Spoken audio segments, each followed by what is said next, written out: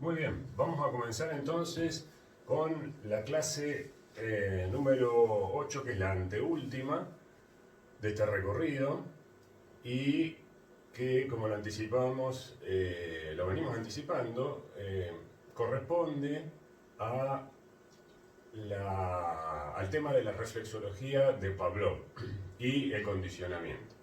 Recuerden que ya desde la clase anterior con funcionalismo venimos trabajando el surgimiento de las psicologías objetivas en estas tres dimensiones, en estas tres líneas que nosotros teníamos para el objeto de la psicología: conducta, conciencia e inconsciente. Estamos en la línea de la conducta, las psicologías objetivas, cómo han surgido. Vimos en la clase anterior cómo empezó el surgimiento, con el funcionalismo, James, el enfoque biológico utilitario, etcétera, etcétera. Ahora vamos a dar un paso más, le agregamos un término más, porque nuestro objetivo es llegar al conductismo en la próxima clase, y ver en la clase de hoy uno de los temas centrales que va a tomar el conductismo de la reflexología, lo que es el condicionamiento. Bien, vamos entonces a comenzar con los temas del encuentro de hoy. Muy bien. Tenemos entonces acá, vamos a hacer una pequeña introducción como hicimos con James para presentarlo y ubicarlo en el espacio y tiempo a Pavlov, en este caso. Después veremos el reflejo incondicionado, es decir, el reflejo en sentido general, el reflejo condicionado, que es el aporte, el descubrimiento que hace Pavlov, cómo fue que llegó a descubrir este reflejo condicionado. El experimento condicionador es el centro, podríamos decir, del encuentro de hoy. ¿En qué consiste? ¿Cómo se condiciona a un ser vivo con un nuevo comportamiento, con una nueva conducta? ¿Cuáles son los pasos que hay que dar para lograr ese condicionamiento? La generalización del estímulo, que es una consecuencia de este experimento condicionador, muy importante, porque después, cuando veamos con Watson, por ejemplo, el caso del pequeño Albert, ahí vamos a retomar este concepto, recuérdenlo porque lo vamos a mencionar, el concepto de generalización del estímulo, muy importante para los aprendizajes. Consecuencias de Pavlov en la psicología. Breve resumen de cuál fue el impacto de Pavlov, qué es lo que nos importa de Pavlov para nuestros temas. Tenían que leer para hoy Miller, capítulo de Pavlov, fisiólogo. Sobre eso vamos a trabajar entonces en el encuentro de hoy. Vamos a tener como referencia. Bien, comencemos entonces. Bueno, la reflexología surge con este señor que está acá, de mirada enjuta, 1849-1936. Ahí lo tenemos que ubicar en el tiempo a Pavlov. Siempre a fines, el trabajo, fines del siglo XIX, principio del siglo XX. Ex Unión Soviética. Ahí es el lugar de trabajo en las universidades en Moscú, trabajando en el tema de la reflexología, que ahora vamos a ver qué es, porque a veces se confunden ustedes con esas palabras.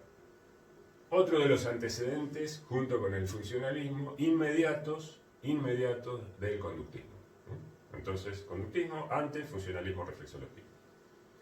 Traslada algo que ya habíamos visto nosotros, los principios del materialismo. ¿Se acuerdan del materialismo? Estudió la materia, las propiedades de leyes, principios, todo se explicaba a partir de ahí, de lo inerte. La materia explicaba todo, incluso los seres vivos. Bueno, entonces él va a trasladar en este movimiento materialista, va a intentar explicar cómo funcionan o cómo se aplican estos principios del materialismo a los organismos vivos. Entonces, ¿cómo muestran los materialistas a la pregunta? Que los seres vivientes están gobernados por estas mismas leyes que de la materia inorgánica. Porque para la materia inorgánica está bien, leyes, principios que rigen el funcionamiento, la física, la química lo explica. Pero bueno, y si queremos explicar la vida, ¿lo podemos hacer desde esos principios? ¿Por dónde empezamos? Bueno, ahí tenemos a Pablo, la figura que va a dar aportes importantes. La noción de reflejo, porque, bueno, y esto es lo que yo les quería decir. Reflexología hace referencia a reflejo, no a reflexión, porque se parece. Reflexología, reflexión, reflexionamos el pensamiento, todo muy lindo para allá arriba. No, reflexología es reflejo. Reflejo incondicionado primero y después condicionado. El reflejo no es un invento de Pavlov, ya se conocía mucho, los fisiólogos, los neurólogos conocían mucho el funcionamiento del sistema nervioso, había buenos desarrollos a fines del siglo XIX, de hecho nosotros ahí vimos cuando vimos los desafíos, lo vimos recuerden, Charcot, neurología, o sea que ya era una rama de la medicina que venía trabajando. El reflejo entonces no es una novedad, no es que lo descubre Pavlov. Ya lo había planteado, se había dado cuenta que los organismos vivientes funcionaban a base de este esquema, que es el reflejo, en el siglo XVII René Descartes, en Francia, que era un filósofo, que había postulado este principio de funcionamiento para los seres vivientes. Es decir, que el reflejo permitía explicar muchas cuestiones del funcionamiento del cuerpo, de por qué los organismos respondían con comportamientos específicos en determinadas situaciones. Lo cual lo llevó a Descartes en su momento a postular una concepción mecánica del cuerpo. Claro, porque el reflejo, ahora lo vamos a ver, tiene algo de mecánico, de funcionamiento mecánico, ¿no? Como que si fuera un autómata. Ahí están los primeros autómatas, los muñecos que funcionaban. Bueno, en esta época de Descartes, es la época de los relojes. Empiezan los relojes en el sentido mecánico, no digital por supuesto, mecánico. Ahí se hacían muy buenos trabajos. Y eso tiene que, el mecanismo de relojería tiene también algo de esta cuestión así automática, ¿no? De engranajes, cosas que van funcionando, si una funciona, dispara la otra, y etcétera, y así se va propagando un movimiento inicial a través del mecanismo. El reflejo es medio parecido, de ahí la cuestión y la fascinación en esa época por lo mecánico, por una lectura mecánica del mundo. Bueno, de hecho la palabra mecánica, física, René Descartes, esa época, Newton, están todos en esa movida. Vamos entonces, entonces ahí está el punto de enganche. La pregunta anterior que teníamos, ¿cómo los materialistas muestran o por dónde entran los materialistas para bajar su teoría desde la materia inorgánica a la materia orgánica, a los seres vivientes, conectarla? El reflejo es un puente que les permite pasar de un territorio, el de lo inorgánico, a lo orgánico. Por esta cuestión mecánica que decíamos recién, entonces parece que encierra el reflejo principios similares a lo del funcionamiento de la materia. Vamos a ver el esquema del reflejo, cómo está constituido un reflejo, pues ya la vez pasada lo hemos presentado cuando vimos a James y dimos un ejemplo de cómo se podía leer lo psíquico desde la perspectiva de la biología, ¿se acuerdan? Que pusimos conducta refleja, conducta voluntaria, bueno, ya habíamos introducido el reflejo, pero no lo presentamos formalmente en sociedad. Entonces, reflejo, acá tenemos los tres componentes del reflejo. El estímulo, tres componentes, fíjense que hay tres componentes, tres términos. Estímulo, respuesta, la R allá, y en el medio de la flechita, decíamos la vez pasada, es el organismo. Es el organismo. Es decir, tenemos que imaginarnos que ahí está el ser viviente. Entonces, tenemos acá el estímulo, ahí la respuesta. Y el organismo conecta una cosa con otra. Está ahí en el medio. Dependerá de la complejidad, de acuerdo a la especie. Recibe un estímulo, lo procesa y da una respuesta. Y esto es un circuito, ahora vamos a ver en la próxima diapositiva, las características o propiedades del reflejo incondicionado, porque esto es con lo que nacemos. Todos nacemos, incluso los seres humanos. Es una de las primeras cuestiones que los pediatras, cuando reciben al chico, a ver si tiene reflejo, lo pinchan un poquito, le hacen algunas cosas, entonces el chico ahí responde. Esto es el reflejo en el sentido general. Entonces, cualquier organismo, ser viviente, que funciona con este esquema reflejo para generar comportamientos, porque la R es conducta. Ojo, empezar a ver las cosas desde esta perspectiva. La R es la conducta, la famosa conducta, el comportamiento, es lo que se ve, lo que venimos diciendo. Ahí es donde trabajan las psicologías objetivas. Entonces, cualquier organismo que reciba un estímulo, tomemos por ejemplo la cebra, que veíamos la vez pasada, cuando ve al león. El león es el estímulo, la flecha es la cebra. ¿Qué hace la cebra cuando ve al león? Respuesta, conducta, corre, se va. Es amenaza, depredador, se le viene la noche, entonces tiene que salir de ahí, irse, alejarse de la amenaza. Y esto pasa con todas las cebras. Ninguna cebra se va a decir, bueno, vamos a negociar con el león, charlamos hoy, hoy no quiero correr. No, es automático. Es automático, se desencadena. Por eso es el mecanismo de relojería. Una cosa lleva a la otra y es fija, siempre es así. A través de generaciones, la especie preparó a la cebra para que, por experiencia, y para que se adapte, porque tiene fines adaptativos esto, para que se adapte y sobrevivan, la preparó para que cuando vea la figurita del león, hay que correr. ¿Por qué? Porque siempre que nos quedamos quietas, nos comieron. Entonces, tenemos que salvarnos. Supervivencia. Es una mirada biológica esto. Entonces, el reflejo tiene una función adaptativa. Y es igual para todo.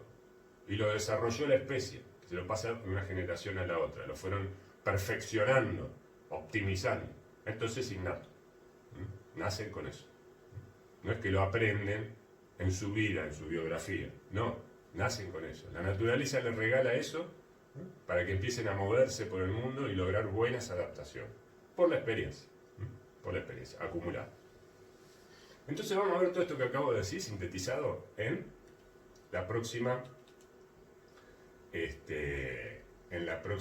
film. Características del reflejo incondicional. Con los que nacemos. Decíamos recién, la cebra nunca va a decir, hoy no tengo ganas de correr, me siento a negociar con el león. Es involuntario. Aparece y lo hace. Como una orden. Como una orden. No está influido por ningún pensamiento, no hay ninguna desviación. Nada lo detiene. Estímulo, plum, comportamiento. Así es el reflejo. Segunda cuestión, decíamos recién, regalo de la especie, la naturaleza. Es no aprendido. No aprendido por el individuo, sí aprendido por la especie, por supuesto. Entonces es innato. Es innato. Está, podríamos decir, en el programa de la cebra, de cómo tiene que funcionar en el mundo, cómo se tienen que comportar las cebras en el mundo. El reflejo es como, para cada especie, es una matriz de comportamiento. Así tienen que andar por el mundo si quieren sobrevivir. Y después también si quieren reproducirse, porque el reflejo lleva a la reproducción. Las dos cuestiones básicas para la supervivencia. Bien. Es predictible. Eso es interesante para la ciencia. ¿Por qué? Porque hay un vínculo permanente, fijo, cerrado, entre el estímulo y la respuesta. Entonces yo sé que siempre que acerque un estímulo, va a tener que desencadenarse esa respuesta. Y no hay duda. Eso es la predictibilidad. Me da cierta tranquilidad. Ya sé lo que va a pasar con los reflejos. No hay novedad, no hay sorpresa. Esto es muy importante, esta característica ahora lo vamos a ver para el descubrimiento del reflejo condicionado. ¿Por qué? Porque Pavlov esperaba encontrar algo, siguiendo esta lógica, y falló, encontró otra cosa. Entonces eso le llamó la atención. Entonces acá el presupuesto teórico que tenía Pavlov por su conocimiento de fisiólogo, ¿no? y de neurología, de los reflejos, de cómo funcionaban, le permitió hacer un avance científico. Él dijo, tengo que encontrar esto. Y encontró otra cosa, dijo. Entonces acá pasa algo. Acá está pasando algo. Y ahí es donde descubre el reflejo condicional. Lo vamos a ver enseguida. Pero hay que retener esta propiedad del reflejo. Bien. Y por último, como decíamos recién, tiene una finalidad, no está porque sí el reflejo. Tiene fines adaptativos, para que la cebra sobreviva cuando llega el león. Fines adaptativos, que se adapte a esa situación. Es decir, que corre. Correr es adaptarse, para salvarse. Bueno, esto es el reflejo incondicionado hasta ahora. Hasta ahora Pavlov no entró en acción, no entró en escena, porque esto era lo que se sabía hasta que Pavlov descubre el condicionado. Esto se sabía, no es novedad. Ya está. Vamos a ver cómo se produce el cambio ahora. Ahora entra en escena el nuevo término, el nuevo concepto o conocimiento que va a entrar en escena en la ciencia de esa época, en la fisiología. ¿Cómo descubre Pavlov el reflejo condicionado en 1905? 1905. Bueno, el problema. Él estaba buscando un problema. Como muchas veces pasa en ciencia y en la vida, uno va para allá y se le cruza otra cosa que nada que ver y le cambió la vida. Entonces, él estaba buscando resolver un problema que no tenía nada que ver con el reflejo condicionado. No es que lo estaba buscando.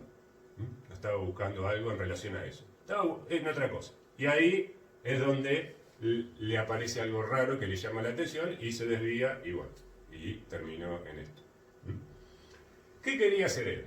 Él quería observar el funcionamiento de las glándulas digestivas, por ejemplo, la glándula que produce saliva, en condiciones normales. Y fíjense ustedes que está subrayado en la diapositiva condiciones normales. Eso era lo que él quería. ¿Por qué subrayamos condiciones normales? Pensemos. 1905. 1905. No había tomografías, ¿no? Y toda la tecnología que tenemos hoy en día que podemos observar prácticamente sin técnicas invasivas, aunque todavía las hay, prácticamente sin técnicas invasivas, qué pasa dentro de nuestro cuerpo. En esa época no había nada. Entonces, ¿cómo hacía Pavlov para observar el funcionamiento interno del cuerpo en ese momento? Él quería ver, bueno, qué pasa con las glándulas digestivas en condiciones normales, es decir, cuando el organismo viviente estaba en el día a día o haciendo sus cosas. Fíjense, él quería ir un poquito más adelante que la ciencia de su momento. Se había propuesto eso. Ver el cuerpo funcionando por dentro, esa parte, las glándulas digestivas, pero en condiciones normales. ¿Y por qué lo de las condiciones normales? Él exigía y quería dar ese paso. Porque en condiciones artificiales ya se podía. Los avances en el área quirúrgica, en cirugía, permitían, porque ya se conocía la anestesia en esa época, realizar intervenciones con el organismo anestesiado, abrirlo y en situación quirúrgica observar qué pasaba dentro del cuerpo, cómo funcionaba, estando el organismo vivo, por supuesto, estando el organismo vivo. Entonces, las glándulas digestivas se podían observar en funcionamiento con el organismo vivo, pero en una situación que no era normal, sino que era artificial como lo es la escena quirúrgica. Pavlov no, esto no lo quería, él ya lo sabía, y era muy bueno en el arte de las manos, es decir, en la cirugía. Era muy bueno Pavlov, ahora lo vamos a ver. Pero él quería en condiciones normales. ¿Cuál es la limitación? Esto que acabamos de decir. Esto es una situación quirúrgica, es artificial, y yo no puedo ver la respuesta de esa parte del cuerpo en una situación normal. Entonces, acá viene la cuestión. ¿Cómo hacer para observar el funcionamiento de las glándulas digestivas en cualquier situación del organismo? Entonces, él realiza lo que se denomina, inventa, este dispositivo que ustedes lo tienen en el texto de Miller, el dibujito, ese dibujito, las preparaciones crónicas. ¿En qué consistían? Fíjense. Se coloca una fístula, ¿sí? Que permitía un drenaje, ¿sí? Un cortecito acá en la glándula al animal, una pequeña mini operación, se le ponía un tubito que tomara la saliva directamente de la glándula, eso salía para afuera en una manguerita transparente e iba a un recipiente donde él medía la cantidad de saliva que salía por la glándula. Entonces recogía el fluido, la saliva, lo recogía y entonces en distintas situaciones normales, lo más normal que se podía aproximar a la normalidad, el animal, en este caso los perros, él podía observar eso que estaba adentro, en situaciones normales, ya no cirugía. El mecanismo era ese, adosar a la glándula adosar a la glándula una manguerita, que saliera el fluido, recipiente de medición, y entonces él producía determinadas situaciones cotidianas para el perro y veía cómo respondía la glándula en función de la cantidad de saliva que salía. Hasta ahí todo bien. Ahí marchaba bien el propósito original y el problema que él quería resolver. Lo había resuelto. Pero, ¿qué pasa? Y acá viene la tercera propiedad del reflejo que habíamos visto, de los reflejos en sentido general, la de la predictibilidad. Acá tenemos que aplicar esa propiedad. Se tenía que cumplir la predictibilidad. Porque una glándula funciona con el mecanismo de reflejo. Entonces, ¿qué pasa? Si le acerco el alimento al perro, que funciona como estímulo, ahora este es el esquema del reflejo, que ya habíamos visto anteriormente. Entonces, debería suceder esto.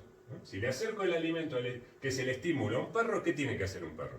Y empezar a salivar, porque el organismo se prepara para la alimentación, para comer. Entonces, una de las formas de preparar es secretar saliva, como nos pasa a nosotros cuando vemos un plato de ravioles. Enseguida viene la saliva, ¿por qué? Porque ya el estímulo visual prepara una señal, ahí refleja, ahí tenemos el reflejo funcionando en nosotros, y lo mismo le pasa a los perros. Entonces, si le acerco el alimento, tiene que salivar, decía Pablo. Bien.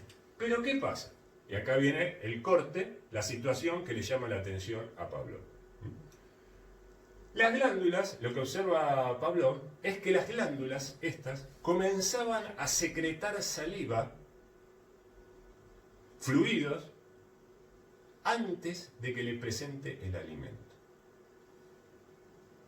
Entonces, eso le llama la atención, porque él dice, ¿cómo es posible que empiecen a funcionar antes de que las estimule? Acá hay algo raro.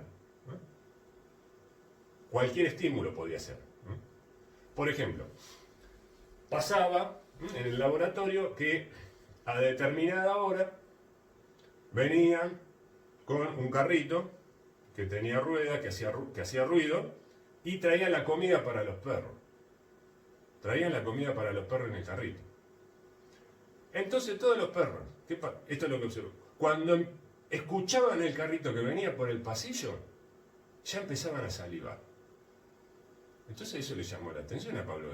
¿Cómo puede ser si todavía no llegó el alimento? No lo vieron, porque lo que desencadena es el estímulo visual, la vista del alimento. Ellos escuchan un carrito. ¿Cómo es posible que un carrito los haga salivar?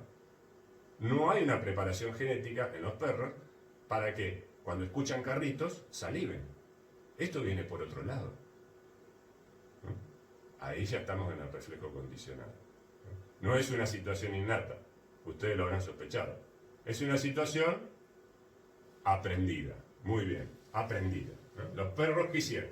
Aprendieron que después del carrito venía la comida. Entonces, cada vez que viene el carrito, vamos a prepararnos, ¿no? Nos ponemos la servilleta, nos sentamos, ¿no? Y esperamos en la mesa. Total, ya después viene la comida. Entonces se van preparando. Y preparan la glándula, salivando. Bien, entonces, después cuando empezó a experimentar, él le ponía chasquido. Ahora vamos a ver un audiovisual muy interesante donde está todo esto descrito, este momento histórico está descrito en una representación, con uno que hace de Pablo, después tenemos un perro que hace de perro, el ayudante, el laboratorio, etcétera, etcétera. Y cómo es ese momento, ¿no? Donde Pablo dice, acá hay algo distinto. Después él le empieza a poner, se da cuenta y le empieza a poner cualquier cosa. Ya no, empieza a ver si salivan con otra cosa. Le pone música, le pone una lamparita que se prende y se apaga, los chasquidos de metrónomo, se usaban mucho los metrónomos en ese momento, para los laboratorios, porque era una fuente de estímulo permanente, neutra. Entonces, Y bueno, y entonces ahí descubre que pueden salivar ante cualquier cosa. Sí, sí, primero aprenden. Es decir, si primero se los condiciona. Aprendizaje y condicionamiento son dos palabras que a partir de ahora tenemos que usarlas como sinónimo, ¿no? En esta lógica y en este contexto teórico. Y para el conductismo, por supuesto. Para el conductismo, aprendizaje y condicionamiento es lo mismo. Sale de acá, sale de los perros que aprendían, o que se condicionaban de manera natural en el laboratorio por el día a día. Bien, veamos entonces ahora el audiovisual de este momento histórico donde Pavlov descubre el reflejo condicionado. Y después del audiovisual vamos a ver los pasos del experimento condicionado, centro, núcleo de esta clase. Porque esos pasos es lo que se va a llevar Watson para el conductismo. Veamos entonces el audiovisual.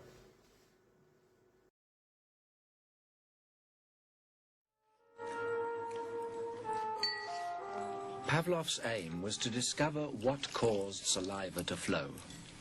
He rerouted the salivary ducts to the outside of his dog's cheek so that he could collect and measure the spittle. Perhaps, he thought, the production of saliva might be the result of a fixed nervous reflex, like a knee jerk. 5 минут 42,5 секунды. After taking many measurements of spittle, he confirmed that the dogs drooled automatically when their tongues touched food. He called the response the salivation reflex. 4,5. Хорошая собачка. Я предлагаю поменять собаку. But his work started to run into trouble. As his dogs became familiar with the experimental routine, they started to fill their cheek tubes before Pavlov had a chance to stimulate their tongues. The dogs were learning to anticipate food. Pavlov tried a new technique. He erected screens so that the dogs couldn't see what was going on. Before passing meat through the hatch, he introduced a stimulus that was totally unrelated to feeding. A ticking metronome.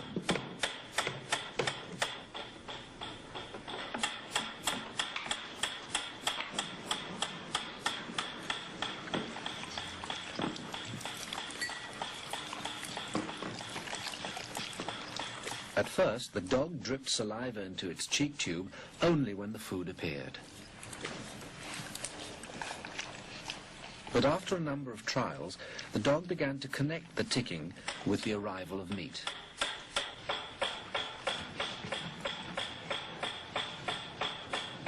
Soon, the sound alone made the dog drool.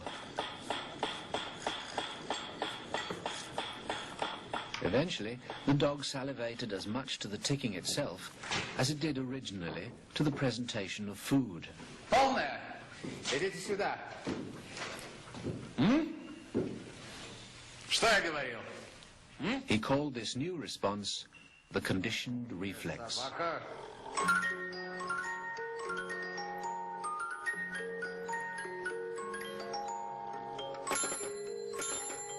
Whatever the stimulus, his dogs could soon be conditioned to produce saliva.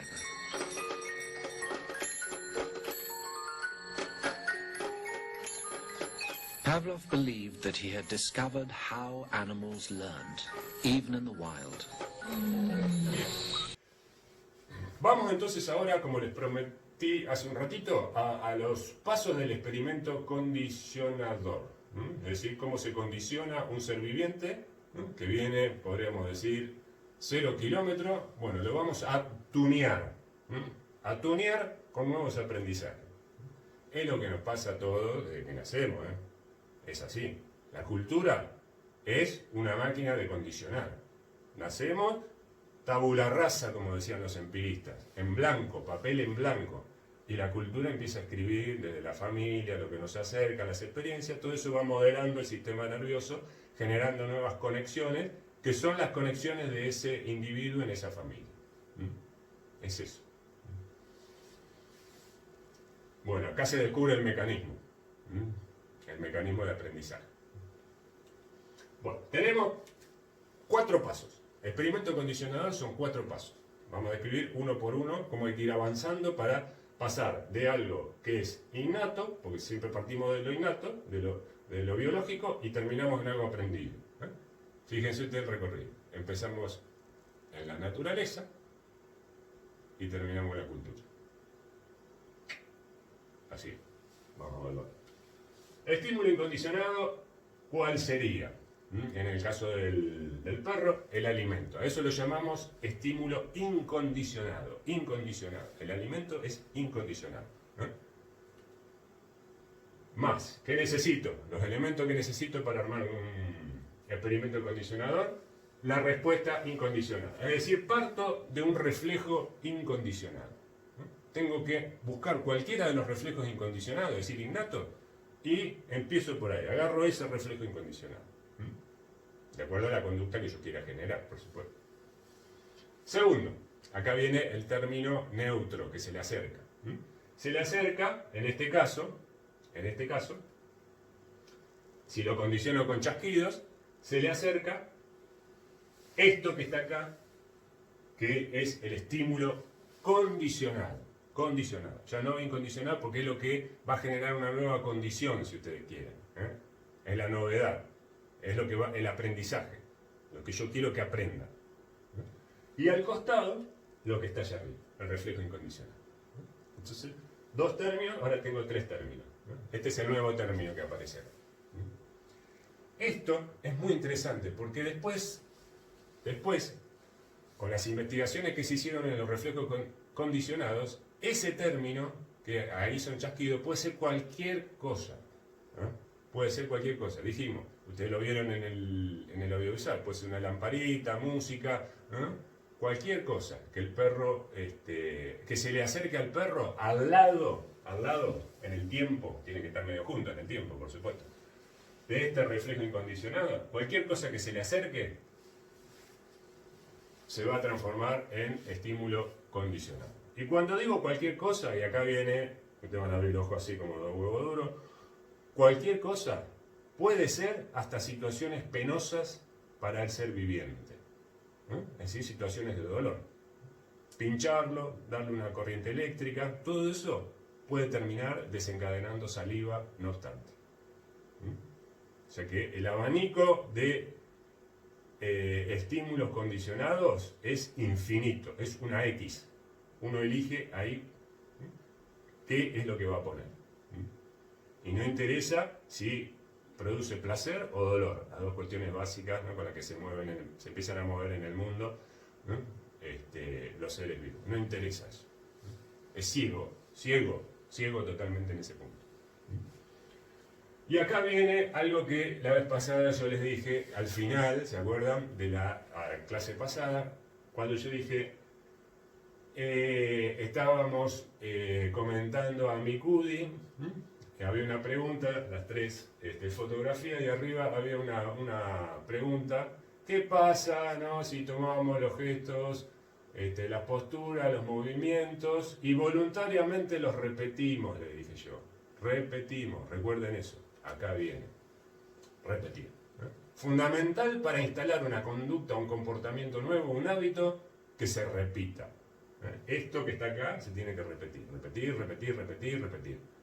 Y así es donde se configura una nueva conexión en el sistema nervioso. Se juntan estos 2 términos. Si repito. Entonces, acá es el momento más, vamos a decir, donde hay que poner voluntad para que la conducta, hay que ponerle ganas, para que la conducta se fije. Como cuando andábamos en bicicleta, aprendimos a andar en bicicleta cuando éramos chiquitos. No salía, primero con la ruedita, nos caíamos, pateábamos la bicicleta, etcétera, etcétera, nos enojábamos, pero volvíamos, hasta que un día salimos andando lo más bien. Entonces, repetir, y se queda eso, viene para quedarse. Cuando cuesta, cuando es difícil la conducta, ¿no? Si es fácil no hay que repetir tanto, ¿no? Pero si se va instalando de manera, va decantando, podríamos decir. Ahora, sí hay que ponerle empeño porque tiene obstáculos, el cuerpo está un poco alejado de eso a donde lo queremos llevar, entonces ahí hay que poner voluntad y repetir. Y al final queda la conducta aprendida y es automática. Después se vuelve involuntaria. Todas las propiedades anteriores pasan al reflejo condicionado. Se vuelve involuntaria. No la pienso, la hago directamente. Ando en bicicleta, incluso sin agarrar el manubrio con las manos, ¿no? Y otra cosa, mandando mensajitos y sigo andando en la bicicleta. Pero hay que llegar a ese punto de maestría. Repetir varias veces. Entonces, al final queda la nueva fórmula, lo aprendido, la nueva conducta, que no estaba al principio, ahora la tengo porque la fabriqué con este experimento. El estímulo condicionado pasarán a ser, estos señores que están acá, los chasquidos, la X, cualquier cosa del universo, y a esto que tenía ya, que era la salivación, ahora ya no es respuesta incondicionada, es respuesta condicionada, ¿no? Y ahí construí mi reflejo condicionado. Esto es aprendido. ¿Esto quién lo hizo? La cultura. ¿Esto quién lo hizo? La naturaleza. ¿Se acuerdan que dijimos? Un regalo de la naturaleza para la especie para que se pueda adaptar. Salimos de acá. Y después, aprendizaje, cultura. Así, como dijimos, se construye la biografía y la memoria, porque acá tenemos que empezar a relacionar las teorías. Todo esto pasa a la memoria de cada individuo en los seres humanos, los aprendizajes que vamos teniendo. Y después andamos por la vida repitiendo en función de estos reflejos condicionados, que ya ni nos acordamos dónde los aprendimos, y que se volvieron involuntarios y no nos damos cuenta. Y terminamos resolviendo las situaciones de manera involuntaria, inconsciente. Bien. Vamos entonces ahora a las preguntas que aparecen para investigar, porque esto es el descubrimiento. Entonces, hay un montón de preguntas entre líneas en estos 4 pasos. Por ejemplo, les decía recién, ¿cuánto tiempo tiene que pasar entre presentar el reflejo, el estímulo condicionado y el incondicionado? Entre los chasquidos y la situación del reflejo incondicionado. Tiene que ser uno al lado del otro, puedo esperar 5 segundos, 10 segundos, 1 hora, para que se junten los dos. Entonces, eso hay que investigarlo. ¿Cuántas veces hay que repetir 2? ¿Hay una fórmula? 3 veces ya está, 5 veces, 10 veces. Una fórmula, un número mínimo. Porque máximo, bueno, sí, 1.000.000 de veces lo vas a aprender. Pero un número mínimo, así, para empezar, hay que investigarlos. ¿Qué reflejos incondicionados se pueden utilizar? Todos. Algunos son más potentes, otros menos potentes, unos sirven más, otros sirven menos. Hay que investigarlo. El estado del organismo, si los perros tenían hambre, si estaban saciados, si acababan de comer, ¿salían de la misma manera? Si venían de un ayuno de 48 horas, ¿se saliva de la misma manera? ¿La glándula se durmió? ¿Qué es lo que pasó? También hay que investigarlo. Las condiciones del organismo, cómo influyen en el aprendizaje. La otra, porque hasta acá con perros. Ahora, como siempre, ¿no? En los laboratorios, se empieza con los animales y después hay que trasladarlo a los seres humanos. La primera pregunta, ¿se puede aplicar en seres humanos esto? Bueno, hubo algunos discípulos de Pablo que empezaron a hacer experimentos con seres humanos acondicionados. Y después Watson ni se lo preguntó, dijo, venga para acá, lo usamos. Watson, en Estados Unidos. Pablo dedicó 20 años, fíjense las ganas de esta gente, ¿no? Qué interesante. ¿No? El entusiasmo, ¿no? 20 años para responder todas estas preguntas. Y en las lecciones sobre reflejo condicionado de 1926, conclusiones. Esto es el reflejo condicionado, acá lo tienen, con experimentos. Mi descubrimiento, Pablo. Así se trabaja en ciencia. Se descubre algo y después se lo bombardea con preguntas para producir todo un campo de conocimiento, ¿no? Y saber bien de qué se trata eso. Y lleva tiempo. Entonces, se encontró el reflejo condicionado con alguien que dijo, esta es la mía, con esta paso a la historia.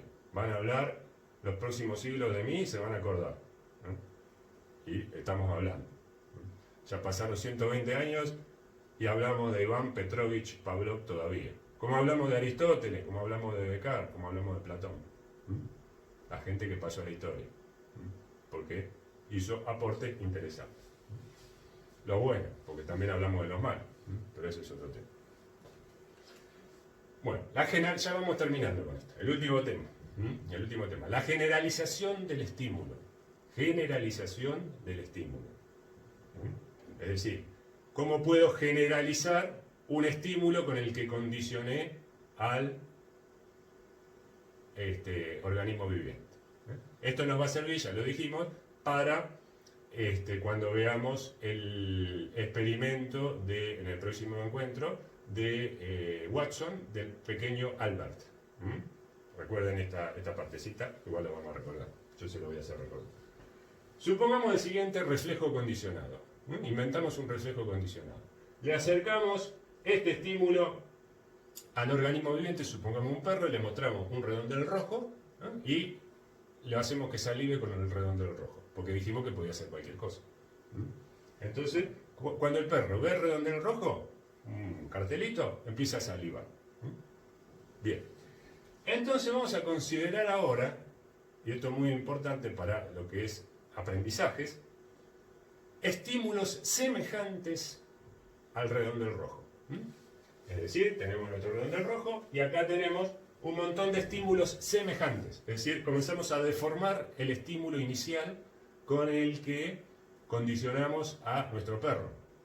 Entonces, le presentamos un huevo, una elipse, ¿no? Un poco más aplastado, más estirado, ¿no? en la lámina, y vemos hasta dónde podemos deformar, ¿no? Con experimentos, hasta dónde podemos deformar el círculo inicial, ¿no?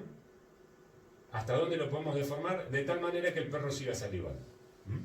Llegará un momento que esto se deformará tanto que el perro va a decir, no, a mí no, con esto yo no salivo.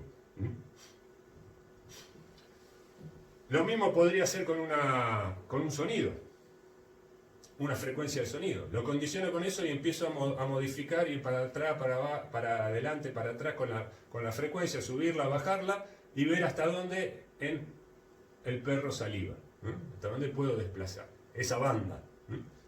Bueno, eso se llama generalización del estímulo. Frente a estímulos semejantes al inicial, hasta dónde se desencadena la respuesta que yo estaba buscando. Hay una zona. ¿No? Entonces eso le da cierta elasticidad. Fíjense los organismos vivientes, qué interesante. Porque si fuera a rajatabla, si no presentas esto, si vos no me presentás esto, dice el perro, tiene que ser redondo, yo no salivo. ¿No? Tiene que ser exactamente el inicial. No, no es así. Se acepta un margen de error, de variación, de deformación del estímulo inicial. Porque si no sería imposible vivir. Sería imposible vivir. Bien, eso es la generalización del estímulo. La elasticidad, generalización, elasticidad del estímulo inicial. Entonces eso le da más margen a los organismos vivientes para adaptarse a nuevas situaciones, porque puede reconocer eso y desencadenar la conducta similar. Bien. Vamos a ver después en Albert, el pequeño Albert, cómo funciona esto, esta lógica.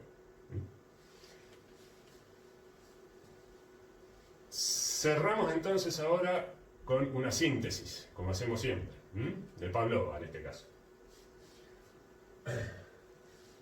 Diferencia, para no confundir y decir que Pavlov era psicólogo. No, él era fisiólogo. A él no le interesó los comportamientos, las conductas, sino el funcionamiento del sistema nervioso. Él miraba para adentro.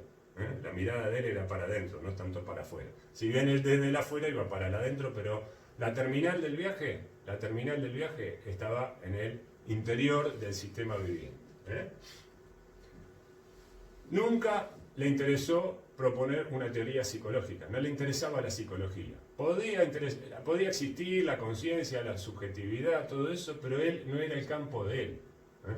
No era el campo de él. Él hacía fisiología, no hacía psicología. O sea que no es alguien que esté dentro de los padres de la psicología. Es un pariente lejano, pero muy macanudo, podríamos decir, Pavlov, porque nos trajo cosas interesantes al campo de la psicología. Pero los descubrimientos de él, y si hablamos de Pavlov, ahí se tiene que sacar el sombrero Pavlov y decir gracias psicología, porque la psicología de alguna manera lo hizo famoso, con esto del condicionamiento, a través de Watson. A través de Watson. Bien. La psicología, Watson, fue el que vio en este experimento condicionador una maquinita para generar aprendizaje, que es lo que le interesa, es decir, nuevos comportamientos. Ahí le interesa a la psicología. Le faltaba eso a la psicología. ¿Cómo explicar la generación de nuevos comportamientos? Y de última, comprar la maquinita y hacer comportamiento, que es lo que hizo Watson. Por eso tomó el condicionamiento como uno de los caballitos de batalla de su teoría. Entonces, como decíamos, la psicología vio en este descubrimiento del reflejo condicionado de Pavlov, vio una herramienta, una maquinita para producir aprendizaje. Y después cuando Watson, en el conductismo, empieza a aplicar esto, después se derrama sobre todo los sectores de la sociedad y de la cultura. Ya lo dijimos la vez pasada, la pedagogía se hizo eco de esto. Repetir, repetir, repetir y así se aprende. Hasta el día de hoy. Sí, el conductismo entró en la pedagogía y la marcó. En realidad entró porque estaba esto detrás. Es decir, el condicionamiento, el aprendizaje en las aulas se volvió condicionamiento. Entonces, esto después se desparramó por toda la cultura. Y así con un montón de cosas. ¿Recuerdan la película de Charlie Chaplin, Tiempos Difíciles? Donde él va con unas pinzas, unas llaves, y no puede parar. Bueno, está condicionado en ese punto. El trabajo lo condicionó. Va a su casa y sigue haciendo los mismos movimientos. Entonces, ahí hay un reflejo condicionado. También lo podemos leer desde esta lógica. La sociedad se organiza, la sociedad capitalista, para producir en serie, ¿sí? Le viene muy bien el condicionamiento. Bueno, es la máquina que repite, entonces las personas repiten, repiten, repiten y hacen muchos objetos o productos de consumo. Y así con todo. Bueno, entonces acá está el corazón de todo eso que después modela la cultura y los comportamientos de las personas en la sociedad. ¿De dónde sale? Y salió de acá, de algo ocasional, que me lo encontraron por otra cosa, por casualidad. Y después se hizo como una bola de nieve y se desparramó para todos lados. Imparable. Y después la clínica, como decíamos nosotros la vez pasada. En la clínica, las TCC, las teorías cognitivo-conductuales, también se van a agarrar del condicionamiento. Para generar nuevos hábitos, conductas saludables, ya no conductas enfermas, decíamos. La adicción es una conducta enferma aprendida a lo largo de la biografía por condicionamiento, desde esta perspectiva. Resuelve sus problemas a través de la sustancia, o no los resuelve, o los cancela, o no se quiere enterar, qué sé yo. Y siempre lo mismo, siempre lo mismo. Ahí hay una conducta aprendida, un reflejo condicionado, podríamos decir que es la adicción. Entonces, se aprendió. Viene el psicólogo conductista cognitivo-conductual y dice, lo aprendió, vamos a hacerlo desaprender. Entonces, arma un protocolo, un programa para que cambie las conductas.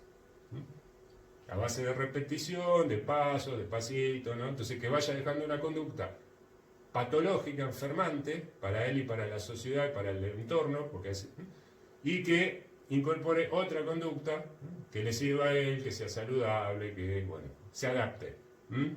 Y acá viene un debate muy interesante, es, bueno, si esto es para lograr nuevas adaptaciones, ¿a qué hay que adaptarlo al paciente?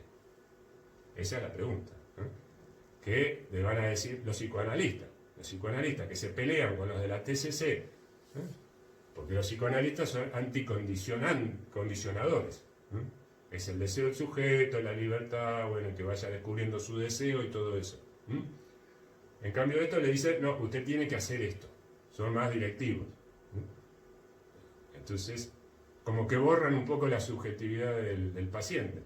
Porque usted tiene que hacer este programa para cambiar. Listo. Es otra lógica. Distinta. En algunos casos puede funcionar. En otros no funciona. A lo mejor le funciona a la gente que está muy desorganizada. Que está en la vida, no tiene un punto de referencia. Entonces, para empezar a tener puntos de referencia, estos pequeños condicionamientos, bueno, levantate todos los días a las 8, ¿no? Tomá, desayuná, salí a correr, ¿no? O buscar un trabajo. Entonces, eso le organiza la vida, ¿no? Todos los días es lo mismo. Entonces, un nuevo hábito, más saludable, podríamos decir. No duermas hasta la 1 y después que te traigan el plato de comida, no laburás, no te lavas la ropa, nada. No. Entonces, esa gente que está desorganizada en la vida, bueno, esto es un primer paso. Pero después tiene que venir la pregunta, bueno, y ahora que tenés organizada un poquito el día a día, ¿qué querés? Entonces ahí viene el psicoanálisis, el deseo. Pero esto no se pregunta por el deseo, esto dan orden. Dos modelos clínicos distintos que ustedes van a ir viendo en la carrera. Y con eso se van a topar en la experiencia laboral. Con estos discursos acerca de la clínica. Discursos diferentes acerca de la clínica. De cómo resolver situaciones, salud, enfermedad. ¿Por dónde vamos? ¿Cuál es la teoría que usamos? Acá está el origen histórico del núcleo de las TCC. ¿De dónde sale? ¿Por qué hablan así? ¿Por qué piensan así? Por esto. Bien.